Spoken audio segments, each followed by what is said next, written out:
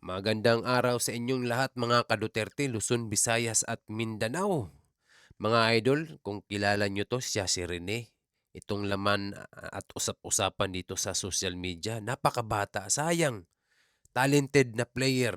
Si Rene Baterbonia, mga ka-Duterte. Solid. Alam nyo, kung ikaw ay taga Davao at mahilig kang maglaro ng basketball, tsak kilala mo siya.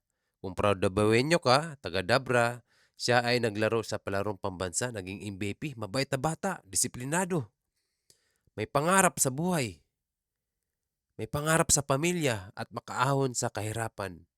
Yan ang pangarap niya. Ngayon, may potensyal. Malaki ang potensyal sa larong basketball. Magaling. Center ang six flat, matangkad, mataas tumalon. Mataas ang potensyal sa paglalaro. Mataas. Posibleng darating ang panahon, nasa PBA na rin siya. Either na sa ibang bansa, pwede siya ganun. Maganda maglaro. Mabait. Ngayon, itong mga nakarang araw, I think 5 days pa lang, wala pang 1 week yata. Kinuha siya, siguro ni-recruit or talagang, kasi rookie na siya ngayon dyan sa Blue Eagles, sa Ateneo. Wala pa siyang ano dyan, almost 1 month, wala pa. 1 week pa lang ata. Nagkaroon sila ng training camp o parang team building dito sa may Aurora. Ito yung huli niyang kuha na dito sa social media. Ngayon, kasi pinag-usapan kung anong nangyari sa pamilya. Saan nangyari? Condolence pala sa pamilya nila at napakasayang. Mga idol, paano nangyari itong balita na itong training nila ay parang military, as in military training? At paano nangyari kung sila ay nalunod? Dalawa kasi sila. Sabay nung isang sentro rin na Nigerian. Paano nangyari? Ibig sabihin, yung kita nyo naman yung alon niya na yan. Malayo pa yan. Mataas, malakas. Kung siguro magja-jogging lang kayo dyan sa tabi-tabi, pwede pa. Kasi hanggang tuhod lang, ayos lang yun. Kahit hanggang bewang, hanggang dibdib, delikado na yun. Kasi balita, nilalagyan sila ng weights sa paa. Yan ang ibig sabihin yan. Ako gawain ko rin yan noon. Kasi naglalaro din ako ng basketball. Pampataas ng talon para sa akin. Ganon yun ang ginagawa ko. Pero hindi ako sa dagat. Nilalangoy ako. Wala akong ganon. Siguro hanggang tuhod pwede. Pero yung pupunta ka sa malalim, malabo. Huwag mong asahan, huwag mong gawin yun. Talagang magkakrams ka dun. Isipin mo lalangoy ka, may pampabigat sa paa.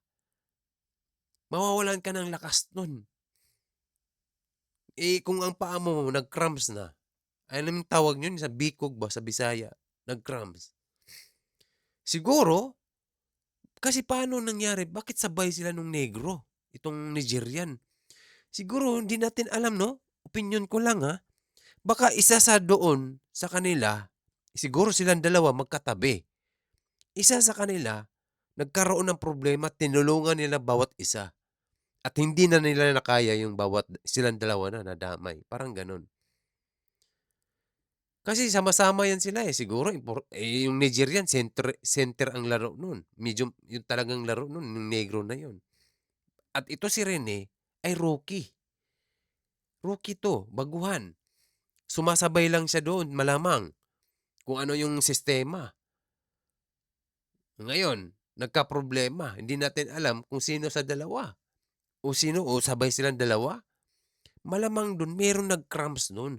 At kung pinalangoy sila doon sa medyo malalim, kasi kung imposible, kung mababa sila mga idol, ito imagine natin, sila ay matatangkad. 6 flat, ito si Rene. I think 6'6". At yung negro, mas matangkad pa kay Rene. Kung hanggang dibdib lang sila pinag-training, may chance pa. Kasi pwede kang tumatalon-talon eh. Habang, di ba, wala ka ng lakas. Ganun ka lang. Pwede. Pero kung sobra sa ulo mo, yon ay delikado. Malabo mo. Huwag mo yung gawin yan. Ako, ang ginagawa ko sa weights, jogging lang. Tapos sabay talon-talon. papatangkad, mataas tumalon, pwede yun. Kasi ito ngayon, may kumakalat na video kung paano mag-training itong Ateneo Blue Eagles. Siguro itong mga dating player. Hindi ko siya kilala pero kumakalat 'to ngayon na mga video. Kasi nga itong nangyari kay Rene ay nalunod. Hindi matanggap talaga ng pamilya. Napakalakas na bata, napakabait, napakadisiplinado. Paano nangyari? Kahit ikaw mismo, pamilya mo, kung ganito ang nangyari sa anak mo, ay hindi mo halos matanggap-tanggap. Kung ang nangarap si Rene na gusto lang umangat sa buhay at makarating sa kanyang mga pangarap na maging maayos ang pamilya, ilayo sa kahirapan, tapos ang kapalit mawalan ng buhay, wag na lang siguro, 'di ba? Kasi maganda naman ang pamilya kahit hindi naman mayaman, nakikita ko sa mga video nila, itong Team Dabra, kasi meron sa sulit yung team nito, eh. Kung tutuusin puwede siya dito mag-aral sa Davao. Maganda ang samahan sa Davao. Siyempre nangarap tayo, alam natin mismo diyan sa Maynila, diyan talaga may potensyal na medyo umangat ka sa buhay, 'di ba? Sa usapin sa pag-angat sa buhay, at least yung kahirapan mo, itong salot ng ating pobre ba, medyo aangat ka at makakatulong ka talaga. Kaya si Rene kinuha ng Davao Eagles. I mean, Ateneo Eagles. Wala pa siyang isang buwan diyan nagkaroon ng training, ganitong nangyari, ay talagang mabibigla ang lahat, mga ka-Duterte. At ngayon, panoorin natin 'tong kumakalat na video kung paano mag-training itong Blue Eagles, itong Ateneo, mga ka-Duterte. Panoorin natin 'to para bago tayo mag-ano, kasi magugulat ka kasi malakas na bata. Hindi naman 'to siguro mangmang, marunong naman 'to lumangoy. Kaya nagtataka ako bakit dalawa sila sabay? Malamang magkatabi yun, magkasama sila sa training. Itong as in magkatabi, as in magkatabi yun. Kasi kung malayo sila sabay nalunod, malabo, imposible at hindi yan puwedeng maglalayo-layo. Kasi training yan, magkakatabi yan, magsama-sama. Ano, kaya mo pa, ganun ba? Ayos ka lang, ganun yun. Yung isa siguro, nagkaroon ng problema, nag-cramps, kung lumangoy man sila ha, kasi paano nalunod yung mga matatangkad diyan, eh, 'di ba? Isipin mo mabuti kung hanggang dibdib siguro puwede mo pang masalba yung buhay mo, pero kung lampas sa ulo mo, delikado yun. Diretso ka sa pailalim nun at ang current ng dagat paatras yan, paatras lalo kang ilalayo, 'di ba? Pansinin niyo kahit pumunta tayo ng dagat, kahit sa mga hanggang dibdib lang itutulak ka talaga palayo niyan, eh. Gano'n ang sistema sa dagat. Kaya nagtataka lang ako paano nangyari dalawa silang nawalan ng buhay diyan. Malamang isa sa doon tumulong at hindi na nakayanan pati nadamay na yung isa, gano'n yun, eh. Gano'n yun, 'di ba 'pag may nalunod, yung isa at tinulungan mo, kadalasan pa nga ang nawalan ng buhay, eh, yung tumulong. Kasi ano ka, hatakin ka pababa, eh, yung isa gustong huminga. Eh, pareho sila ngayon naghatakan, ay gano'n di natin alam, mahirap, eh. Mahirap magkuwento ng mga haka-haka, pero opinyon ko lang 'yun mga ka-Duterte, ha. Kasi 'yan sila ay matatangkad, mga sentro 'yan. At least 'to si Rene, sanay sa hirap at sanay sa mga parang dagat, tubig. Marunong naman siguro 'to lumangoy din, 'di ba? 'Yun lang ang nakapagtataka kung anong klaseng training meron sila. Panoorin natin 'tong video na kumakalat mga ka-Duterte. Training ni Coach Tab. 3 hours. Mm. Tapos meron po yung pinakasikat nga po na ang 3 tawag po hours. namin nung time namin is yung bootcamp sa Baler. Yung po yung ititest po niya yung physical ano po tsaka mental eh. At saka kung paano po kayo ka-close as a team eh. Oo. Na parang dadalhin po kami sa isang resort na tago. Tapos yun po gigisingin po kami. Para po kami magiging sundalo for 1 week. So kayo yung first Ito na yung tinutukoy nila mga idol, bootcamp. 3 hours daw, training. Ngayon parang ite-test mo yung physical at saka mentally. 'Di ba? Parang training sundalo. Oh, yun ang pagkasalaysay niya. Medyo ano nga 'to, tugma nga dun sa mga sinasabi niya, dun sa ano kasi dagat, eh, resort, eh. at physical, 'di ba? Physical 'yun. 'Yun yung ginagawa ni Rene na endurance 'yun, eh. Tatali ka do'n tapos ilalagay ka sa dagat para lumakas yung mo, pangangatawan.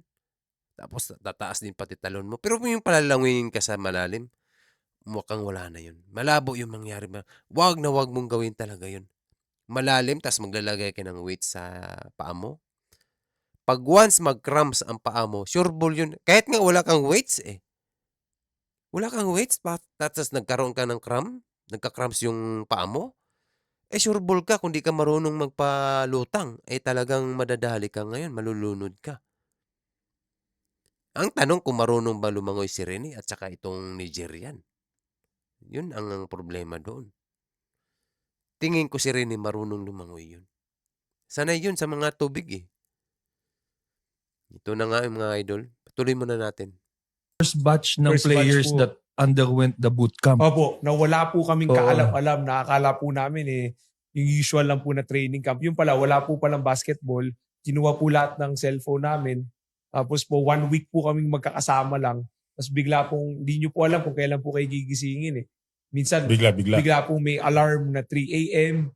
Tapos po, magla-lunges kami sa buhangin. Tapos lalangoy din po kami. Oo. Tapos syempre, iba nyo pong kasama, hindi naman po marunong lumangoy. So Oo nga. hindi nyo po pwedeng Ito na yung tinutukoy ko kung si Rene at saka yung Nigerian kung marunong lumangoy, mga ka-Duterte. Mahirap 'yun. Kasi kung di marunong lumangoy, 'di ba? Sabi pa nga niya may mag-aalarm minsan 3:00. Tapos, 'di ba? Yung ito base sa salaysay niya, tugma 'yun doon. Doon yun sa training na parang training camp, bootcamp na sinasabi niya. Na iti-test yung mo physically at mentally. Ito na yun ang ginagawa nila Rene diyan. Yun talagang training. Ito hindi naman to luma na gawain. Yung training sa basketball na ganyan. Kahit ako ginagawa ko noon yun. Pero hindi sa dagat. Pero pwede rin gawin talaga sa dagat. Mas maganda talaga yun kasi mas malakas yung mag-iiba yung mo, galaw. Parang mapapansin mo parang ang gaan mo na pagdating sa larong basketball pag sa dagat. Pero pag itong tanong pero kung pinalangoy ka na may weights, 'wag mong gawin talaga 'yan. Hindi ka sundalo, sundalo ang gumagawa nun at ibang klase 'yun. Hindi mo puwedeng lumangoy ng paa mo na may weights. Hindi puwede 'yun, magka-cramps ka nun. Bikog ba, magkakaroon ng bikod sa sobrang bigat. Hindi ka naman ang training mo hindi pang swimming, pang basketball. Pwede siguro hanggang tuhod, hanggang baywang, yun pwede yun. At tatakbo ka ngayon. Tapos may weight sa paa, pwede yun. Pero kung hanggang dibdib, hanggang leeg, hanggang ulo, lampas ulo, wag mo nang gawin yun. Delikado ka kung hanggang dibdib, dito, dibdib. Alam mo yung bakit? Kahit tatalon-talon ka, tas matangkad ka, delikado pa rin yun. Kasi, ang ng dagat ay hihigupin ka paatras, palayo ng palayo. Kung may weights ka, ngayon hirap ka na sa paa mo at nagkaroon ka ng cramps, kahit marunong kang lumangoy, dadalhin ka ngayon doon sa malayo, sa dagat. Wala ka ng lakas nun. Ang tanong pa kung di ka marunong lutang, ang problema ngayon, mabigat ang paa mo kasi may weights. Yun ang tanong doon. At saka, nagtataka talaga ako, 2 sila sabay nawalan ng buhay. Kaya doon ako nagtataka, malamang isa doon talaga nagkaroon ng problema.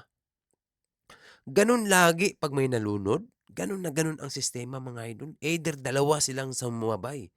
Kung sino tong tumulong, pati yung damay. Haataking ka nun eh. Kadalasan pa doon, ang nangyayari dyan, yung mga hindi marunong lumangoy. Kaya gagaya niya. Sinabi niya na may kasama sila hindi marunong lumangoy. Tuloy muna natin Tuloy muna natin. iwan.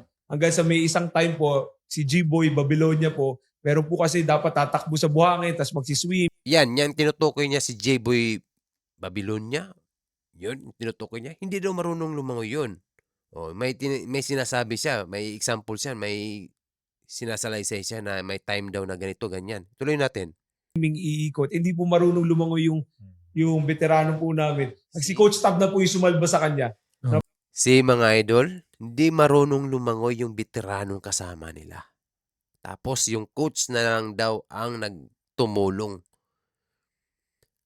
Isipin mo yan, mga ka-Duterte.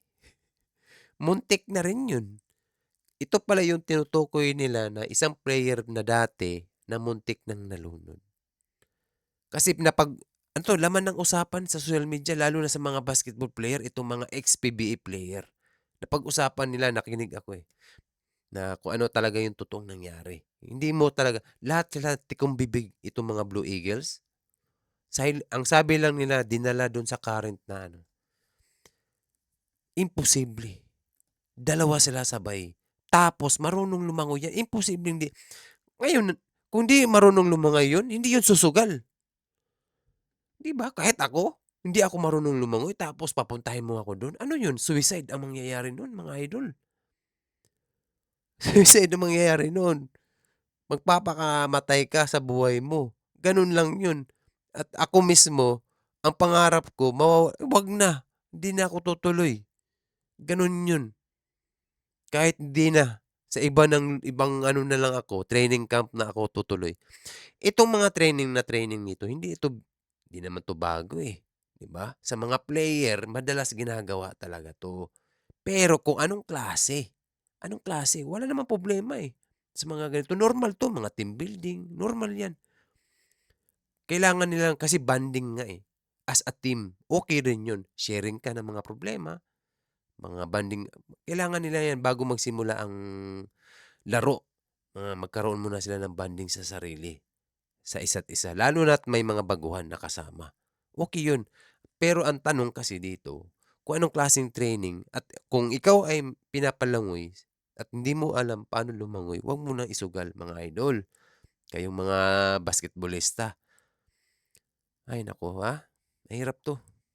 Para sa takot din po niya kasi muntik na po siyang maka-aksidente ng Baka player. malunod. Oo, Opo. takot. Siya na yung sumave. Opo, siya na po, sigaw na Tama. rin na sigaw. Pero doon po nabuo yung ano po namin eh. Yung Oo. tinatawag nga po namin na Band of Brothers. Yung Mm. culture po namin ng surf.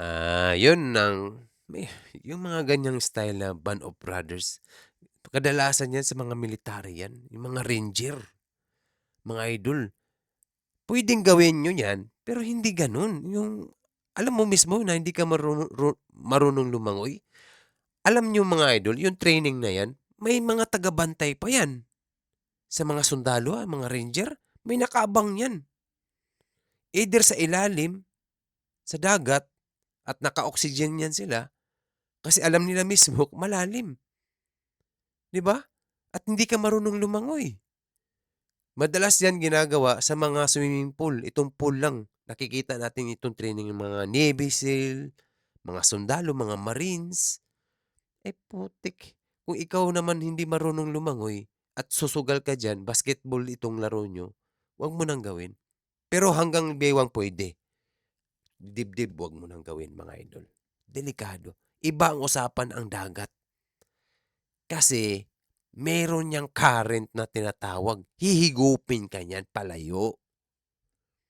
At magkakaiba ang lupa. Hindi ibig sabihin pantay-pantay. Minsan bababa, pataas, lalalim. Ganun. Bigla ka na lang magulat. Biglang lumalim.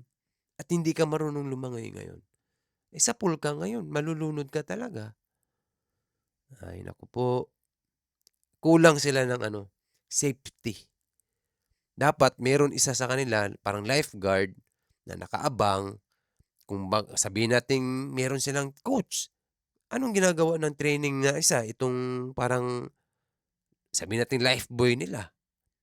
Aside sa coach na nagbabantay, meron pa dapat silang assistant coach na tinatawag. Di ba? Lahat naman merong assistant coach. Assistant training. Diyan sa ginagawa nila ngayon. Kasi iisipin nila muna dapat kung ano tong mga posibilidad na mangyayari, mga ka-Duterte. Kasi ngayon, usap-usapan ngayon, diyan katulad niyan, may nangyaring ganito. Sinong sasagot niyan, mga idol? Malamang ang Ateneo. Pananagutan nila yan. at meron talagang mananagot diyan. Hindi puwedeng wala, mga idol. Buhay ang nawala diyan, mga ka-Duterte. Nasayang ang buhay ni Rene diyan. Sayang. Walang may gusto pero puwedeng iwasan ang dapat mangyari. Kung meron kang safety at iisipin natin, dapat advance tayo sa mangyayari. Lalo na sa mga ganyan, swimming at meron kang weights.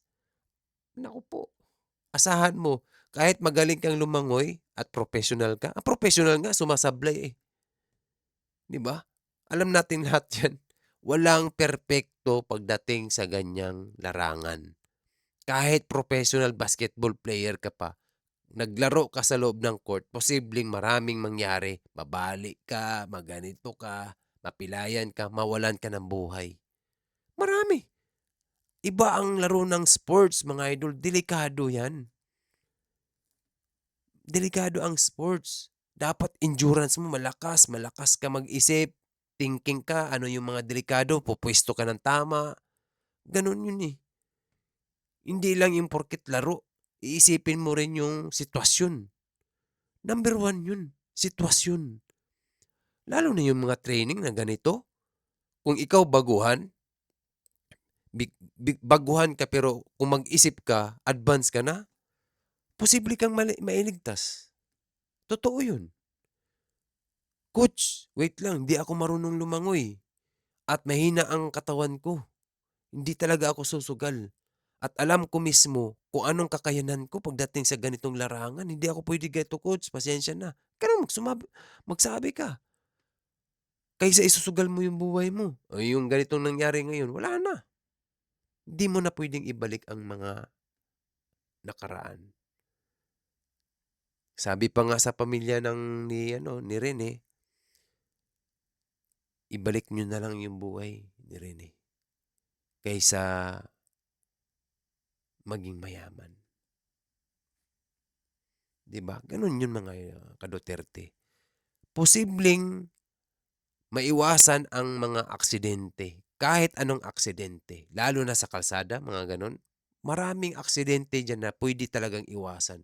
Kung mayroon tayong safety, alam mo paano tumingin ng mga safety, bago ka titingin, bago ka papasok, at bago ka titraining at lalangoy. Na alam mo mismo, ang tinutukoy ko dapat itong mga management. Kasi tayong mga tao, lalong-lalo na pag mga baguhan at mga player, siyempre iisipin natin training to. Sige, go lang tayo. Para sa kinabukasan at sa pamilya ko, ganun 'di ba? May pangarap si Rene. Ngayon, itong mga coach, itong management, dapat iisipin nila ang sitwasyon na posibleng mangyari. Na alam naman natin mismo, alam naman natin itong Ateneo, 'di ba? Kilala natin 'to, mga idol, sikat na eskwelahan. Kung pagdating naman sa management, siguro alam naman nila kung ano yung mga tama't mali at ito mga delikado, 'di ba? May pagkukulang talaga sila. Doon yun papasok ang pananagutan nila, mga idol. Nasa batas yan. Nagkulang talaga sila sa kanilang perimeter area. Dapat meron silang limitasyon kung hanggang saan lang. Lalo na pagdating sa swimming at meron kang dalang weights, dapat may limitasyon. Hindi pwedeng isasagad yan kasi wala kang tagabantay sa ilalim, mga ka-Duterte. Hindi yan sundalo na malunod ka doon, hirap ka na, may tao, may oxygen doon. Pwede kang ganunin at angat ka na. At minsan, walan ka na ng buhay, naka-alerto lahat ng mga medics. Ganun ang sundalo. Sa sitwasyon na hindi naman sila sundalo. 'Di ba? Ngayon, tuloy muna natin kung ano pa yung mga training nila. Bantod. Oo. Kasi all throughout po kami po magkakasama. And kami rin po yung nagluluto ng mga pagkain po namin. Oo. Wala po kaming kasama. Kami lang, kinakatay lang po kami ni Coach. Tabi yan, si Coach Sandy po, Oo. kasama rin. Ayun, brotherhood talaga ang dating nila dyan. Itong ginagawa nilang training ay matitest ang kanilang pagiging samahan, teamwork. Physically, emotionally, spiritually, ganun na lahat. Mentally. Yan o. Base sa kanya, walang cellphone. Nasa isla ka. Parang ganun ba? Sila nagluluto. Lahat, kayod. Ganun ang teamwork. Training. Kaya matibay ang Blue Eagles pagdating sa larangang basketball. Matibay. Matibay talaga. Kaso, dito sila nagkaroon ng problema. Hindi nila matansya ang panahon. Pero ang kaligtasan, kung meron kang safety precaution na tinatawag at parameters, meron tayong mga don'ts, ano ba? Mga don't, mga ganun. Huwag gawin. At merong dapat na ganito.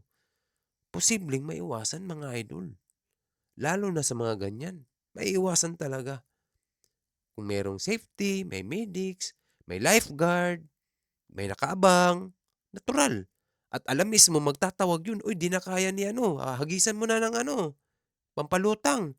Kasi may weights yun. Di ba? Nag-cramps. Isipin mo, dalawa sila ng lalaki, yung Nigerian. Duda ko talaga dun, merong isa dun, nadamay lang ang isa. Ganun, duda ko dun, merong isa dun talaga na nagka-problema, na nalulunod na ba, na yung isa, talagang tinulungan niya. Dalawa na silang sumabay. Ganon kadalasan sa mga nangyayaring lunod, mga idol. Kadalasan pa talaga dyan, itong tumulong, yun ang nalulunod. Kasi tutulong, yung nalulunod na, yung nauna, gagawa ng paraan yun na makahinga siya. At hahatakin niya kung sino mahawakan niya. Bagay man o sino ka man, tao ka man. Talagang gagawa siya ng paraan. Kahit sino, isipin mo para lang ma-survive ka at makahinga. Talagang kakapit kahit saan. Ganyan ang nangyari dyan. Di natin alam. Mahirap tuloy natin. Yun po siya, pinagtatawanan po kami. Yun po, pero doon naman po nabuo yun eh. Oo. Yung samahan po namin na kahit ano pong challenge ang na-encounter namin during the season, parang wala po malalim na po yung pinagdaanan namin. Oo. So parang buong buo po talaga. Ako, sorry di din ako marunong lumangoy. Pero matangkad ako. So ang ginagawa ko, lalayo akong konti. Yung hanggang dibdib lang. Tapos naglalakad ako. So ganun ako. Kunwari naglalakad. Swimming. Ginawa po namin yun. Nakagalitan po kami kasi kailangan po lumangoy daw po. Kasi dinadaya po namin Tumatalon-talon po kami doon sa racing po Oo. Tapos ang parusa po takbo sa buhangin. Bawal. Alam Opo, niya. bawal. Marunong din po Mahalata talaga. niya yun siguro. Oo. Kaya nung lahat po medyo okay na, nung gumraduate na po yung di marunong lumangoy. Yun yung sinasabi ko. Sa dibdib. Tapos pwede kang talon-talon. Kasi si Rene matangkad yun. Pwede gawin yun. Kaso, yun sila ay nasa mas malayo pa yun. Hindi ka malulunod hanggang dibdib. Matangkad ka Tatayo ka lang, kaya mo na yun. Yun sa sitwasyon nila Rene, mas mataas pa yun. Nasa malalim talaga sila. Nasa malalim. Ngayon, kung nasa mababa man sila, sabihin natin hanggang dibdib, makakasigaw pa yun ng tulong. Mga ka-Duterte, makakasigaw yun. Kaso mas malalim At hindi natin alam kung ano talagang tunay nang nangyari, mga idol. Ito ay lahat ng opinion lang natin Iisipin lang natin yung sitwasyon ba. Matangkad si Rene, 6 flat yan. I think 6'6", 6'5", mga ganun. Mas matangkad yung negro. Mas malaki katawan. Isipin mo yan. Doon na po kami sa malalim lumalangoy po para po wala po makapagdaya. Matalino rin po talaga yun. Oo, bawal maisa. Doon na sila sa malalim para walang makapangdaya. Ganun yun, mga idol. Di ba? Ay, nako po. Dito talaga natin, iwan ko lang kasi lahat ng nandoon, itong mga miyembro ng Eagles, ay talagang hindi yan magsasalita. Mahirap may magsalita dyan isa. Ang magsasalita dyan ang management. Posible. Pero itong mga miyembro, tikong bibig yan, mga idol. Walang magsasalita dyan. Konsensya na lang nila. Konsensya. Pwede sila magsalita, patago. Konsensya.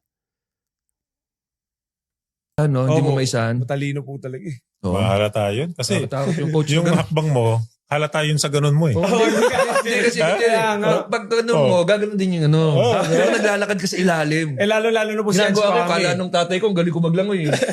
Ang laki po ni Ange Mga idol, hanggang dito lang yung video. Ito lang yung napag-usapan nila. Kitang-kita natin yung training nila parang military talaga. Ito naman ay hindi lang to bago sa mga gawain. Nagkamali lang talaga sila. Hindi na to bago. Talagang pampalakas ito ng endurance, ng physical, at mentally. Kung paano ka ma-survive. Parang never say die ba ang labanan.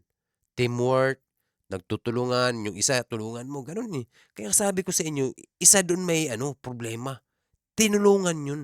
Teamwork kasi dyan ang labanan. Ngayon, hindi nila na ngayon. Nalunod na yung dalawa. At pag once may tumulong pa doon, sabay-sabay na sila lahat. Hahatak yun eh. Hahatak ng kung sino makakapitan. Kaya dapat talaga merong lifeguard, may oxygen sila nakaabang, meron silang dyan. Kung paano paggabi ang ginawa nila, madilim. Naku po, problema yun. Ganun, base pa naman sa sinabi niya, madaling araw, 3:00. Di ba? Gigisingin ka na lang ng alarm. Ganun talaga yun, mga madaling araw. Kasi kung ako noon, nag-training ako ng basketball ko, nagbabasketball ako eh. Sa Davao, Davao rin ako, San Pedro College. Nagtitraining ako, naging varsity rin ako doon noon. Matagal na ito. Ginagawa ko yan. Naglalagay ako ng weights para tumaas ang talon ko. Pero hindi ko ginagawa yan sa dagat. Isang beses lang nagdagat ako, pero hindi ako naglagay ng weights. Hanggang tuhod lang. Pampabilis lang ng takbo ang iniisip ko. Papalakas ng katawan, endurance. Endurance ba? Hindi ka masyadong hingalin? Parang kahit full court ka, buong quarter, laro ka, pwede. Kasi sanay ka sa hatak ng pagod. Sanay ka sa bigat. Parang ganun. Mabigat ang dagat eh. Pagdating mo sa court, ang gaan mo na maglaro. Totoo yun. Hindi lang itong mga ginagawa, hindi lang naman Ateneo siguro gumagawa dyan. Maraming mga player na gumagawa ng ganito. Nagkamali lang talaga sila ng safety. Wala silang safety. Yun ang pananagutan ng Eagles. Meron silang pagkukulang sa management bago sila gumawa ng training. Meron talaga dapat na precaution. Hanggang dito lang tayo. Huwag na tayo susubra doon banda. Malalim na yan. Once na sumubra ka yan, dali ka ngayon. Pero sa base sa kwento niya, na nandadaya daw sila talon-talon, kaya ang ginawa daw nila, pinaano sila sa malalim. Yun ang problema ngayon. Base sa kwento niya, totoo yun. Kinuwento niya. Kasi nandaya daw sila, pwede daw silang lumangoy na tatalon-talon pala, hindi halata. Kaso halata, matalino yung nahalata sila, pinalangoy sila sa malalim. Yun ang wag nyong gawin. Kung naglagay kayo ng weights, naku po, wag nyong gawin yun, mga idol. Pag once mag-cramps ang paa nyo, damay kayo dyan. Katabi mo. Kasi kakapit ka nun. Wala na. Ito ay opinion ko lang. Kasi dalawa nga silang nalunod dyan. Kasi sa training, sama-sama yan sila. Hindi pwede yan sila magti-training ng malalayo. Sama-sama yan. Kasi brotherhood yan sila dyan eh. Pag once ang isa hindi marunong lumangoy, tulungan mo. Ganun ang nangyayari dyan, mga idol. Kaya itong nangyari kay Rene, si Rene ang marunong lumangoy talaga. Imposible hindi marunong. Sanay sa hirap si Rene. Nakita yung mga video, may tubig sa kanila. Sanay siya sa tingin ko marunong lumangoy si Rene. Di lang natin alam kung ano talagang nangyari. Diba? Ito ay laman ng social media ngayon, napakainit na balita at pamilya ni Rene ay halos di matanggap. Lalo na ang mama niya. Very supportive, very ang mama niya pagdating sa larangan kay Rene. Ang suporta, kita naman natin kahit yung mga kababayan nila doon, talagang humahanga kay Rene. Pati ito sa grupo niya, itong Dabra. At itong mayroon solid ang team nila doon. Maganda ang samahan nila. Kalat na kalat kasi meron din silang social media account, pati itong team nila. Maayos yung samahan nila, masaya. Kaya nakakapanghinayang, napakasayang, mataas ang potential niya pagdating sa larangan ng basketball. At posibleng darating ang panahon, nasa PBA siya. Kitang-kita eh. 18 years old, napakabata. At ganun ang laro niya. Matangkad. Sayang. Kaya I hope nasa heaven na siya kasama ni Lord. At sana maayos ang lahat pagdating ng panahon ng pamilya niya. At sana may managot. Hindi pwedeng walang mananagot dyan. Yan ang hustisya na hindi dapat mangyari. Na walang mananagot. Grabe yan. May mananagot. May lapses sila ang tinatawag dyan. Itong mga parameters nila. Safety. Yun ang pagkukulang nila. At yun ang pananagutan nila mga ka-Duterte. Okay? Maraming salamat. I hope kay sa pamilya Baterbonia at condolence sa inyong lahat. Maraming salamat sa mga kababayan. I hope ay ingat na lang next time mga idol. Lalong-lalo na sa mga team building na yan. May mga players, mag-ingat po tayo. Kasi ang buhay hindi na maibabalik. Katulad kay Rene. Napakasayang, napakabait, napakadisiplinado, magaling maglaro, at mabait sa kasamahan sa mga player. Sayang. Sa magulang, kita nyo naman, very lovable sa mama. Diba? Okay? Thank you at maraming salamat. Thank you sa mga nag-follow at nag-subscribe. Ingat mga idol. Kahit sa atin, tayo mga supporter ni Inday Sara. Mag-ingat tayong lahat. Okay? Be good. Thank you and goodbye.